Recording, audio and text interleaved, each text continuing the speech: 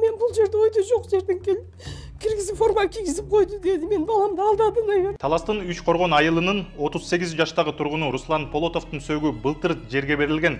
Апасы Жээнбүбү Полотова баласы согушка кантип барып калганын билбейт. Ал жашоодогу кыйынчылыктары үчүн 3 жыл мурун Орусияга миграцияга кеткен. Бул тууралуу Азаттыктын журналисттери жаңы материалында айтып беришти.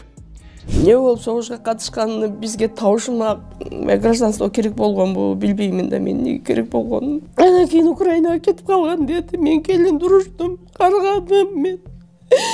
Күндөрдүн бир күнүндө бир канча күндөн кийин да бир башка чужой номер менен чалды. Анан кана сен номериң неге өзүң телефондон чалбайсың десем, мама телефондорду алып койду, экен сындырып салды деди. Эчтеке сурай албайм, эмне деримди билбейм. Артында бирөө времяны засекать этип турат, уже время 10 минут прошел деп. Орустар кимсе